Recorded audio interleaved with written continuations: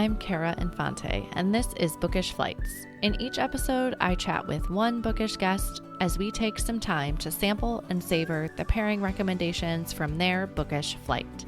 We hope to give you suggestions to cultivate your TBR list and nurture your leisure time through books. In today's episode, I am chatting with an author that is well loved here at Bookish Flights. The book flight featuring her books is still the most downloaded episode to date. She is an award-winning author and master storyteller of more than 20 novels. Her most recent novel, The Women, launched yesterday and is set here in Coronado. I am beyond excited to share our conversation with you today. Welcome to the show, Kristin. Thank you so much. It's great to be here. I am just delighted to have you on the show today. There are many fans here at Bookish Flights of Kristin Hannah. In fact, Episode 8, we did an entire book flight of your books, and it is still my most downloaded episode from the podcast. Oh, well, that's exciting. Tell everyone thank you. You are very welcome. I have been a longtime reader of your books, having first discovered you from The Nightingale. We had just moved to Sicily, actually overseas, and I was a new stay-at-home mom. And I had kind of lost myself in my reading life at that point, from the busyness of, at that point, working full-time, becoming a mother. And having discovered The Nightingale was really the catalyst that brought me back to my reading life. And I think many listeners, I have asked every year at the end of the year, I ask what their favorite book they've read this year. And it continues to be The Nightingale. Actually, I still see it. I think I had 5 people tell me in 2023 it was their favorite book of the year as well.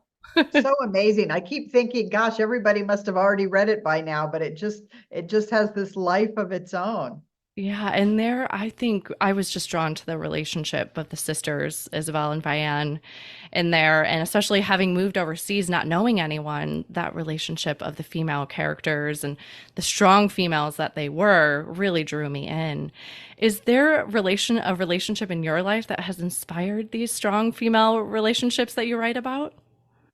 Well, I mean, I think it's just me writing about the women I know, my girlfriends, my sister. I write about my mom all the time, even though I lost her when I was very young. And I think it's just too, as I've gotten older, I'm just so, I guess, keenly aware of how important female friendships are and, women bonding together. And one of the key points of that is really motherhood, because I was a stay-at-home mom, also. And there's so many times where you just need your girlfriend to say, it's going to be okay. You'll get through this, it'll be fine. And then to celebrate the great things too. So I think I just write about the women that I know and I see, and I think they are strong and powerful and amazing. Yeah. And I think there's something to be said, what you're saying, of having that friend reach out to you in the moment, in the trenches of motherhood, really, where you're like, I don't know what's up or down right now, and I don't know how to get through the day, but just to have that glimmer of hope in that friendship and someone extend that hand to you is so special. Yeah, it just makes such a huge difference. And your girlfriend knows that you need that hand without you having to ask for it too. So it just kind of appears like magic sometimes. They show up with a glass of wine and say, we're just going to sit on your deck, during nap time and have a glass of wine or something and regroup. And it really is helpful. Yeah, come into my chaos, please. Yeah, exactly. And speaking of these really close girlfriends I have that I met overseas, actually, were military spouses, they're active duty women, they're reservists. And we have talked about your books constantly because this was back in 2015 or 2017 we moved there. And been talking about your books ever since. And I can tell you that many of them have said it has helped them get through deployments, being away from their family, and your books just drew them in and really got them through those tough times when they were deployed and away from their own families. Wow, that is just so amazing to hear. I remember when I wrote Homefront, which was about a female Black Hawk pilot / mother who deployed. I was so terrified because I'm not from a military family, and I was so nervous about taking on something that I felt was so important. And I met a woman who it was a Black Hawk pilot, and she kind of walked me through all of it and helped me. And it was just this beautiful, I don't know, I guess, entry into this other world. And once I got into there, I just couldn't leave. I was so impressed with, um, the military people and their families and the sacrifice and how hard they work and how difficult life can be when you're moving all the time, with kids and trying to create a new life, a new setup every couple of years. Yeah. You can really tell that in your writing that you must do a ton of research for your novels. And I was going to ask that if you have interviewed, like you just mentioned, this Black Hawk pilot, or if you travel to the places that you write about, because I feel like I get immersed in the settings of your stories very easily. So do you do any of that? I try to, if I can go to the place, then I definitely will. Obviously, I don't go to war zones, Yeah. and of course with the women, I was unable to go to Vietnam because it was COVID. I was writing this book during the lockdown, so I wasn't able to go. So then I have to really rely on research. Sure. But the thing that's amazing is there are so many memoirs that people write that are just so full of time and place that, I'm able to take that information and sort of put it through the mill of my imagination and make you feel as if you're there. Wow. I love that. I actually got to see you speak here in Coronado at your event last year when you came, when you announced the women. And I remember just the cheers going up where you mentioned that it was going to be set in Coronado, and everyone was so excited about that. And there I learned that you had been an attorney prior to becoming a writer. So does that help you with your researching? Well, it's the same, I mean, the same skill set that led me to become a lawyer Okay. um, helps me a lot in writing. I mean, I'm a really good reader. I'm articulate, I'm research driven, I'm organizational, so all of those sorts of things really helped a lot. And there is a part of the law that is very creative. If you're trying to argue that the law is one way, but it should be another way. That requires a lot of creativity, and that's what I was good at as a lawyer. And I probably, if I hadn't become a mother, I probably would still be a lawyer because it was really my decision to be an at-home mom that drove me to becoming a writer. Yeah. That resonates with me so much. I'm actually a physical therapist by trade. Oh. Turned podcaster. Well, because of the moving with the military, but also I just want to be here with my kids. Yeah. So, And everybody gets to make their own choice, and I don't say that one thing is right or one thing is wrong, but that was my choice as well. It was just really important to me once I had my son to be there and to be the mom who was going to every sporting event and driving for every field trip, until he finally said, please back off. Enough is enough. what age does that happen at? My oldest is 8 right now. You got another 5, 6 good years. Okay. So, is that about the time you started writing then? Well, I actually started writing when I was pregnant. Okay. I had a difficult pregnancy, and so I was bedridden. And so I started writing before he was born. And then after he was born, you have so little time and you're so tired. But I would have 30 minutes a day or something, and I would write, and then it expanded to nap time. And I just started writing, and it was the 1 hour a day or the 45 minutes a day that I did for me.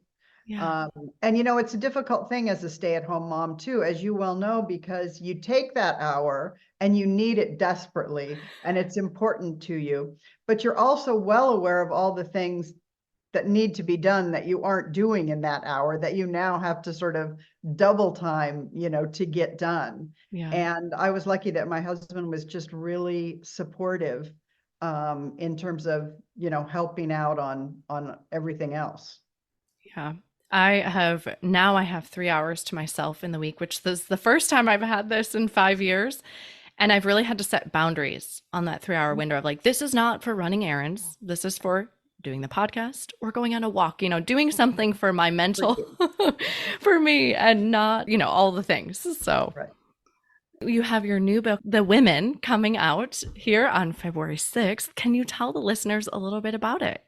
I'm so excited about this book. I just really love it. This is a book that I've wanted to write for about 20 years, and it stems from my childhood. I was a child during the Vietnam War, Okay. and so it cast a big shadow across my life. It was on the news, everyone was talking about it. The world was very angry, very divided. There was, a lot of conversation among parents and everything about it. And my best girlfriend's father was a pilot who was shot down in Vietnam. Wow. So when I was about, I think, 10 or 11, I wore his prisoner of war, missing in action Yeah. bracelet. And so his name was physically on my body for years and years, while I was I had moved on, changed schools, went to college, and I was always sort of remembering what the country was like during this, and how the vets were treated when they came home. That made a huge impact on me.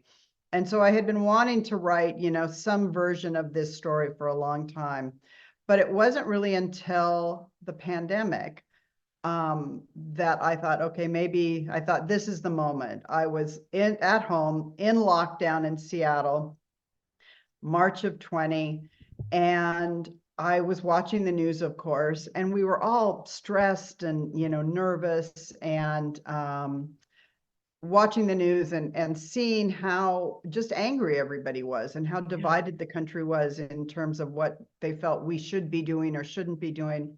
And then I was seeing our healthcare workers, our nurses and doctors being just pushed to the brink to help others, and knowing how exhausted they were and feeling that they needed more support. And that was just the moment that I said, okay, I get it now. I'm going to tell the story of the female nurses who went to Vietnam, and what their service was like over there, and what it was like when they came home, and how they dealt with coming home to a divided nation that did not welcome them back. Yeah. Yeah. And I think we're still seeing the effects of that today from not having taken care of these vets from the Vietnam War. Exactly. And that's something I just feel so strongly about. I think that when a country asks this kind of sacrifice of people and their families, it behooves them to care for them in whatever way they need caring for when they come home. Yeah, absolutely. And I feel like they've just been left, especially here in San Diego. It's not, you can go down the street and see, mental illness and potential veterans out on the street that were never taken care of. Yeah, it's tragic, really. And you'd think that we would have learned more, but Yeah, I know there's a lot of groups here in San Diego that are trying to help do a lot for the veterans that are here and provide support for them. So that's there's a great. big community for that here. Did you talk to any nurses that had been Vietnam vets for this book?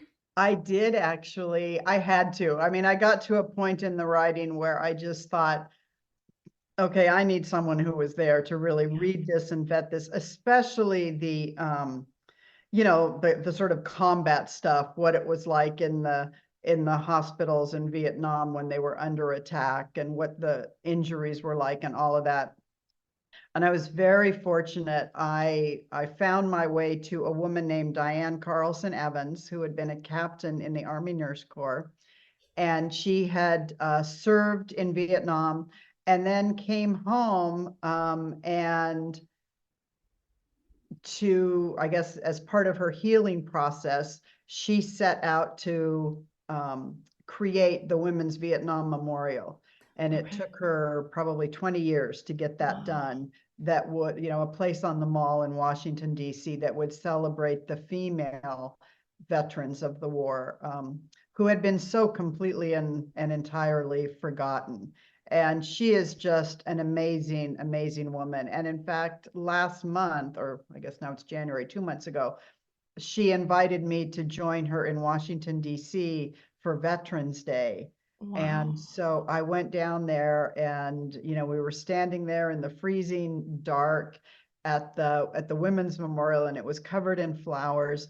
And here was this like sea of female Vietnam vets standing there, like laughing and talking and crying and hugging each other. And it was so powerful.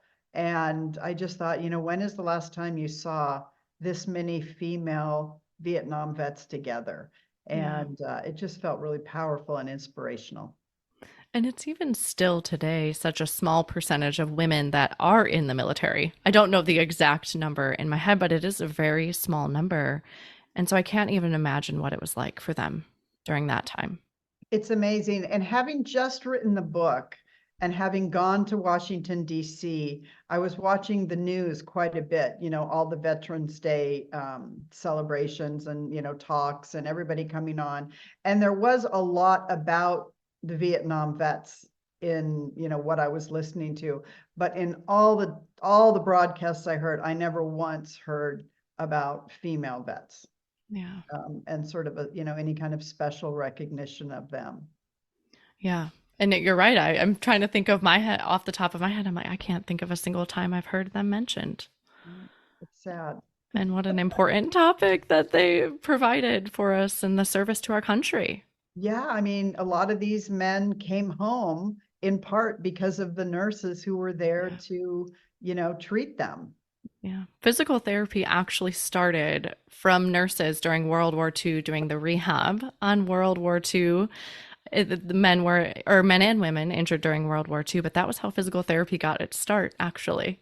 Well, that is interesting. Makes sense. Yep, that was the birth of it back then.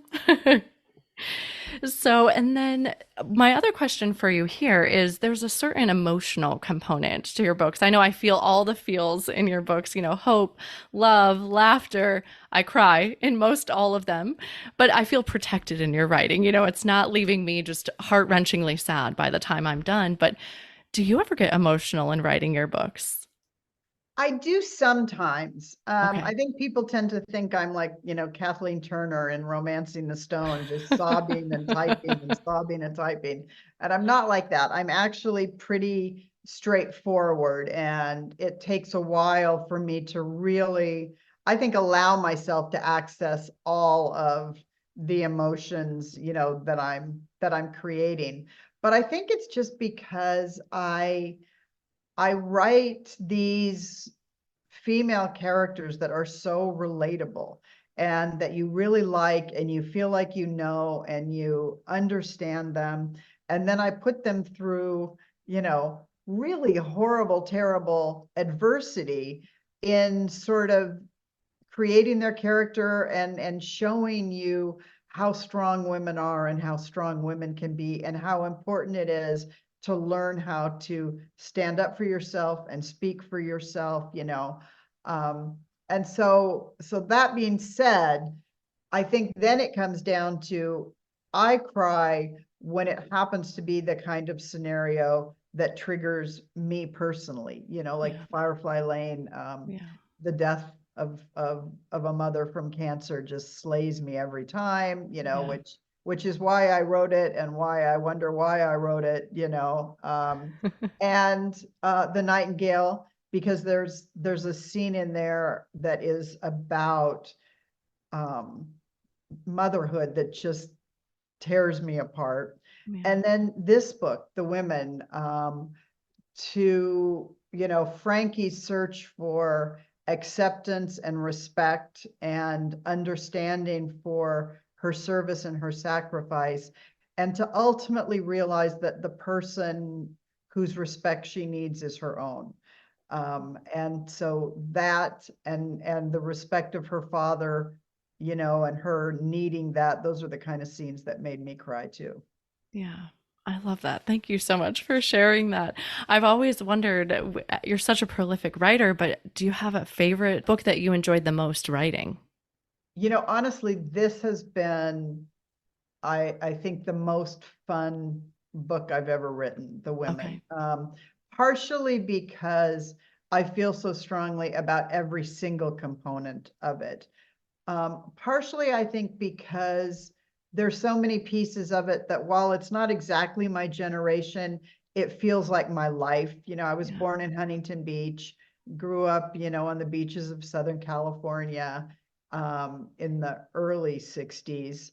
And I remember the war, and, I remember so many pieces of this book. So I would say this one would be the most fun to write, probably. Okay. And maybe The Great Alone, because that allowed me to showcase this love I have for Alaska. I've never wanted to go to Alaska more than after I reading know. that book. Don't go in the winter. Yeah. I say the same thing about Chicago, and people are like, oh, I Yeah, want to go. I'm like, don't go in the winter. It's right. not as bad as Alaska, though, I'm sure. That's true. What have you learned about yourself through writing? I've learned everything I know about myself and everything I know about the world, in writing, because one of the things, when you're a writer, the thing that you hear all the time in writing classes and otherwise is you have to find your voice as a writer. That's how you become successful, is you finally find your voice and you write to it, which sounds great, except when you're a beginning writer, you have no Yeah. idea what that means, and you have no idea how to go in search of it. And so it took me a long time to understand that my voice is not necessarily the words on the page. It's really what I believe to be true about the world, and Okay. how I see morality and immorality and violence and anger, and what I think is important and what I think is unimportant. And so when you read my books, I mean, what I think is important. I Sure. believe in motherhood, in family, in honesty, in integrity, and those kinds of things. And that I'm constantly learning more about what I believe and how strongly I believe it by the books that I continually am drawn to write. Yeah, I imagine I'm not a writer myself, but I imagine there's a certain sense of like authenticity when you find that voice. Like it just feels true to you and authentic. It does. And it's a great, I mean, you hear from people all the time, oh, I read it one page and I knew it was you. And that's hard for me to actually recognize in myself, but I Okay. certainly recognize it in other authors. Yeah. That's interesting. Having like a first person view of your own writing where Yes, in thank others you you. can, other authors Yeah. you have that. So that's really interesting. Well, our listeners love to know what our favorite authors are reading. So have you always been a reader? Oh my gosh. Well, yes, I've always been a reader. My father, was an adventurer. And so we were on the road a lot, looking for whatever the next big thing was. And so lots of high schools, lots of junior highs, lots of moving around. And so, and especially when you're in your preteen and teen years, that's a big deal. So, you're moving to a new school, a new town. You never have the right haircut. You never have the right clothes. You never, know the idioms and the speech patterns. And so you're constantly feeling like an outsider. Yeah. And the one thing my mom always did was wherever we went, the first stop was the library, get our library card, and then go find the book. And so the books like, Lord of the Rings, The Hobbit, Dune, Charlie and the Chocolate Factory, these books became my friends. They were the friends that I took with me from town to town. And you can sort of track my whole life by who I was reading at the time. I And, love that. Stephen King was my high school years. And so, I can't even now remember your question, but yes, I'm a huge reader. And it's interesting you say that. My dad was a musician, and I have always identified music in time periods of my life. So I love that it just in a different capacity that books have been that for you. Oh, it's so interesting. And the other thing about that, books and music, and you'll see that music in the women, these unite us across everything. So if you can be listening to music in like Podunk, Idaho, that's exactly the same as Chicago. And, it brings people together. And I think that's one of the most important things that the arts serve, is to bring us together and to create community and empathy. Yeah. And I was thinking that as you've been talking, we mentioned the COVID times and in the beginning, and I think we were missing hope at Uh, that point in the beginning. And we were in Italy when it kicked off. We were still in Italy oh, at that point, and just the fear, like you're saying, but we people not coming together in that division was really hard. it was, because that's how hope thrives and survives, Yeah. is by coming together. And as I recall, it was particularly bad in Italy at the beginning, right? Yeah, I was pregnant with our third child, and they were saying he was born in April of 2020, and they're like, Oh, you're not going to be able to have anybody in your room except you and the doctor and the nurse. You're going to have a mask on while birthing. And I'm like, oh my goodness, like what? And they didn't know at that time, and I'm not blaming them at all. right. I mean, pointing fingers, we just didn't know. Right. And definitely, you're thinking, well, I want to be as safe as possible. I Yeah. mean, this is a big moment. And then you're in a foreign country anyway, which can be frightening. And the news out of Italy was very frightening. Yeah. It was every day was the death toll count, and it was just every day. I'm like, you just have to shut the news off at a certain point Yeah. to save your sanity. So now, in your busyness of life, how do you find time to read? Well, a reader is a reader. I mean, it's one of the ways that I think we all decompress. Yeah. I love to get in the bath with a book or sit on the deck with a book. And, I obviously I do a lot of writing, I do a lot of research, and I do a lot of publicity. So it's true that I don't have as much time to read as I did before, unfortunately. So that really just requires me to take vacations where I do nothing but read. And so that's what I do now. I go on vacation, and I take 10 or 15 books with me, two for every day. This is my dream, I'm like the young mother right now, or like with young kids mother, where I'm like, oh, I'm eventually going to have a vacation where I can bring 4 books and maybe I'd get through 4 books. Yeah, it will happen. It will happen. Love my kids, but also love reading. And, raised readers. And that's great too, Yeah. because, we used to go to like Hawaii or something, and we'd have all of our little chairs set up, all of us reading. My 9-year-old is reading Harry Potter right next to me. My son has actually asked if my podcast would be around forever because he wants his own children to love reading as much as he did, and I could tear up just thinking about that. So great. Good mom. Good job. So hopefully, he is a voracious reader at 8, so we'll see. Hopefully it will persist. So what type of genres do you enjoy reading? Oh, I I love thrillers, I love horror, I love fantasy, I love historical fiction. I like big, juicy commercial fiction and epic storytelling. I'm trying to think, there isn't a whole, I don't read a lot of Westerns, I guess, but everything else I pretty much read.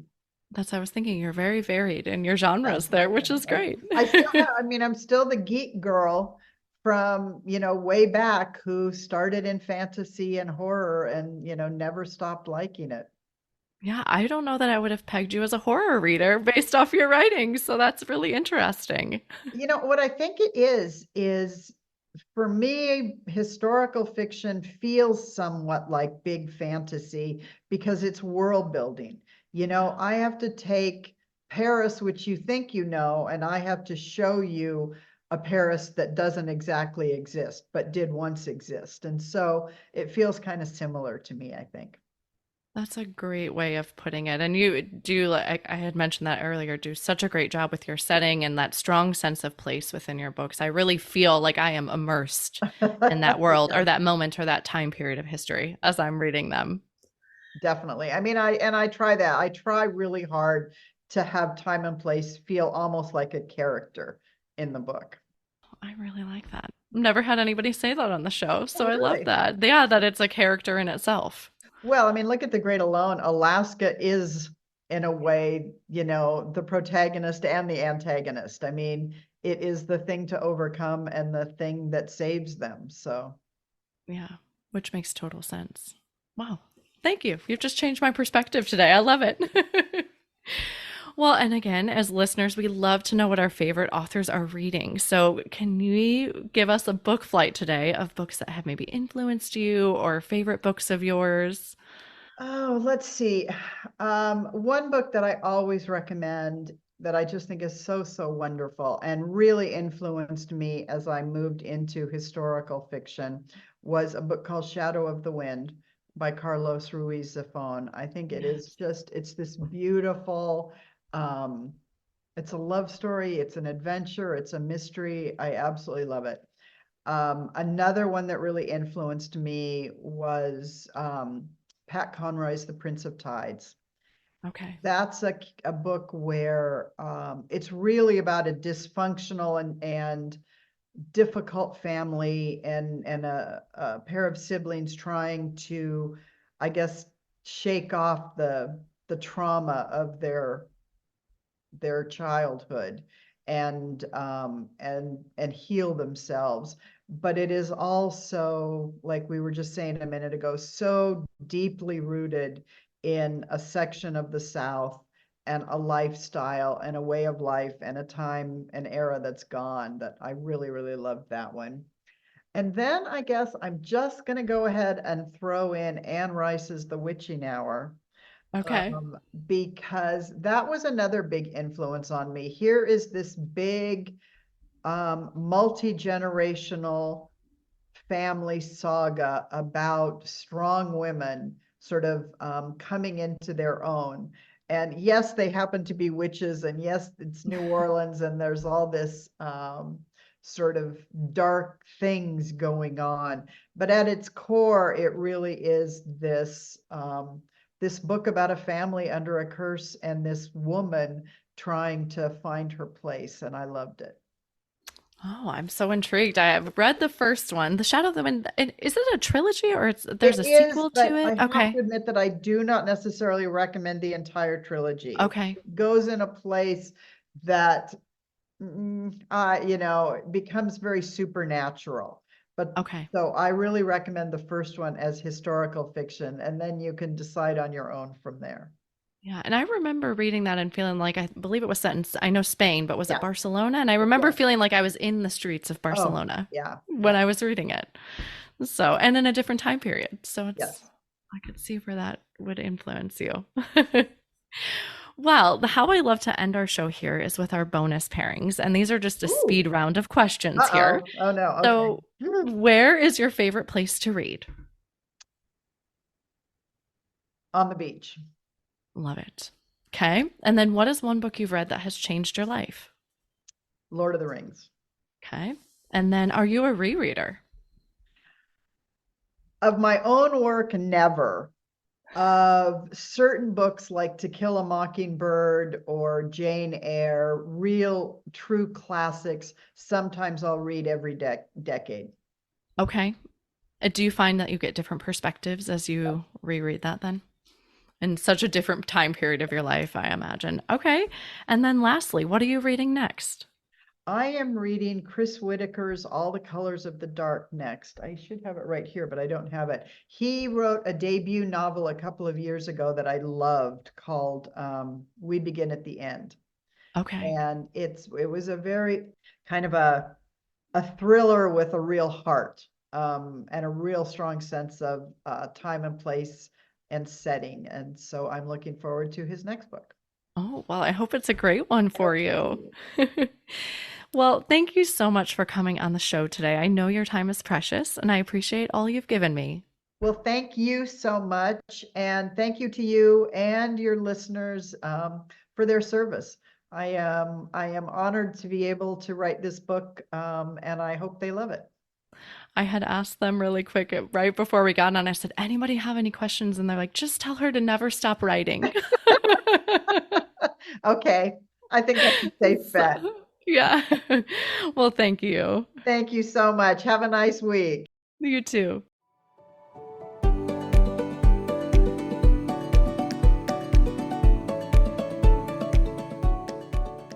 Thank you so much for listening to this episode today with Kristin Hannah and books that have influenced her life. Please visit bookishflights.com.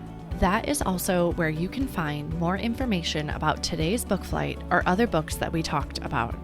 I want to inspire a community of readers.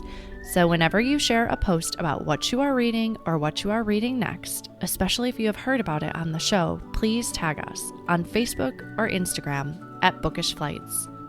If you enjoyed the show, please head over to Apple Podcasts and leave a review. Your review not only helps the show, but it also helps the podcast to reach others. Make sure you are subscribed on Apple Podcasts or Spotify to make sure you will not miss an episode. That's it for today. Thank you so much for listening. As Emma Thompson said, I think books are like people in the sense that they'll turn up in your life when you most need them. Cheers to you, dear readers. Until next time.